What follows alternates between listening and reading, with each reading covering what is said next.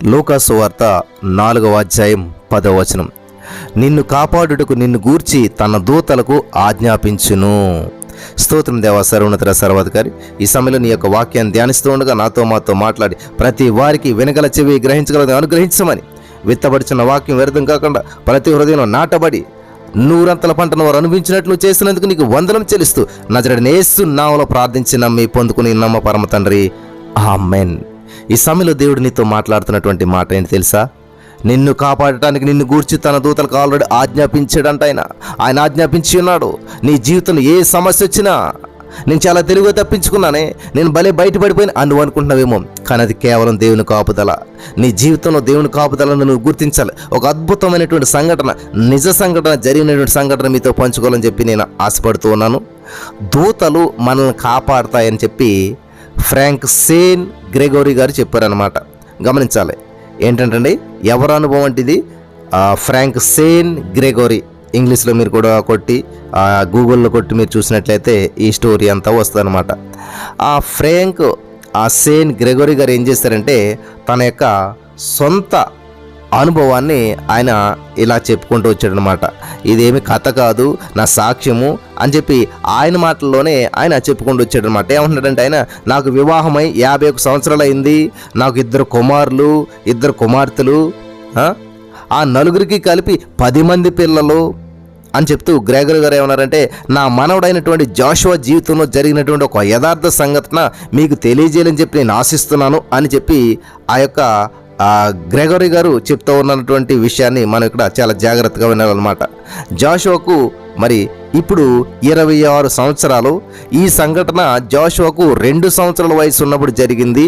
అప్పుడు వాడు నడవటం నేర్చుకుంటూ ఉన్నాడు అని చెప్పి గ్రెగరీ గారు చెప్తూ ఉన్నారన్నమాట. నడవటం నేర్చుకుంటున్నాడంట.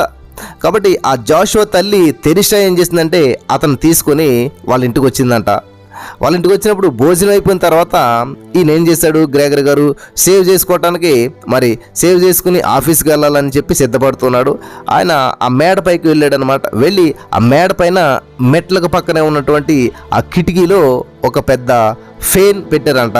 అంటే ఒక బల్ల లాంటిది అనుకోండి. కిటికీ పక్కనే ఆయన యొక్క బాత్రూమ్ ఉన్నదన్నమాట. కాబట్టి నేను ఏం చేశాడంటే ఆ బాత్రూమ్ తలుపు ఉన్నది. ఆ బాత్రూంలోనికి వెళ్ళి నేను ఏం చేశాడంటే తలుపు వేసేసుకున్నాడు. ఈ జాషువా చిన్న పిల్లోడు, 2 సంవత్సరాల వయసు కలిగినటువంటి అబ్బాయి ఏం చేశాడంటే ఆ మెట్ల పైన పాక్కుంటూ ఈయన చూడటానికి, వాళ్ళ తాతగారిని చూడటానికి మేడ పైకి వచ్చేసాడు.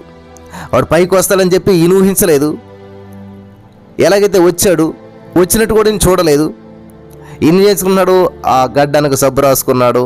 తర్వాత మరి ఆ బాత్రూమ్ తలుపు తెరిచి చూడాలని అనిపించిందంట. ఎందుకో తెలియదు కానీ చూడాలని అనిపించిందంట. ఆయన ఆ సేవ్ చేసుకున్నట్టు పూర్తి చేయలేదు, ఇంకా సగం మాత్రం సేవ్ చేసుకున్నాడు, పూర్తి కాలేదు. ఆయనకి ఏంటంటే ఆ సేవింగ్ ఎప్పుడు పూర్తి అవ్వకుండా తలుపు తెరడంట, రూల్ ప్రకారంగా, లేకపోతే ఆయనకున్న అలవాటు ప్రకారంగా. అసలు ఎప్పుడు మధ్యలో తలుపు తీయడంట. సడన్గా సగం మాత్రం సేవ్ చేసుకున్నాడు. ఎందుకో తలుపు తెరిస్తే బాగుండని మనసులో కొడుతుంటే ఆ తలుపు తెరిచి ఆయన చూశాడంట.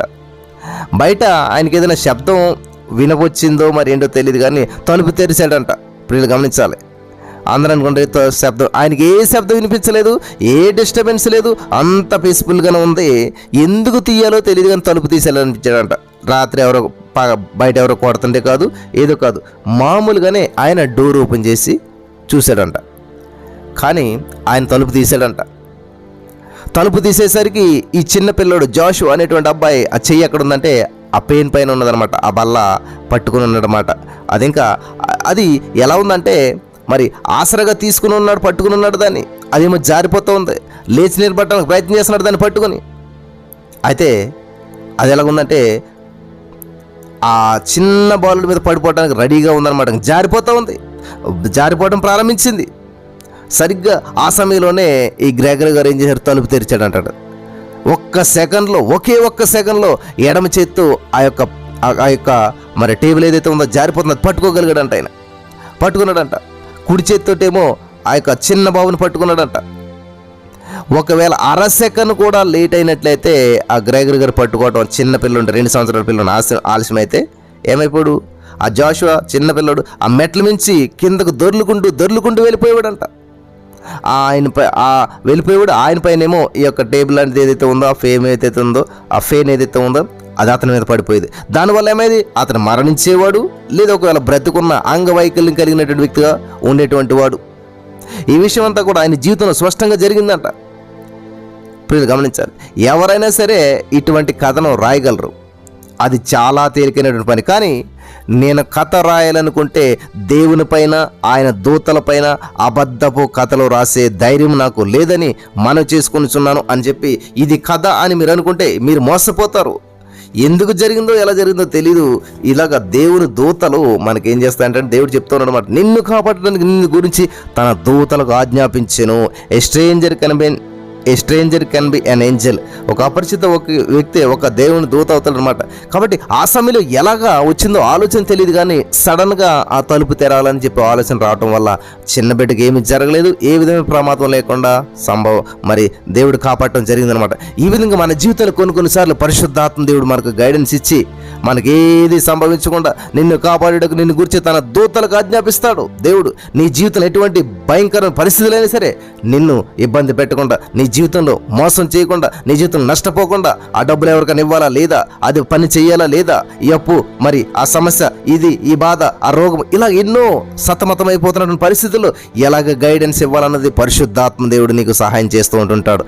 దేవుని మీద ఆధారపడినట్లయితే మరి గ్రేగరీ గారి జీవితంలో దేవుడు అద్భుతం చేసినటువంటి దేవుడు ఈరోజు నీ జీవితం, నా జీవితంలో గైడెన్స్ ఇచ్చి నడిపించడానికి సిద్ధంగా ఉన్నారు. మీరు ఆయన మీద ఆధారపడినట్లయితే నమ్మిన వారు పొందుకుందురుగాక. ఆమెన్.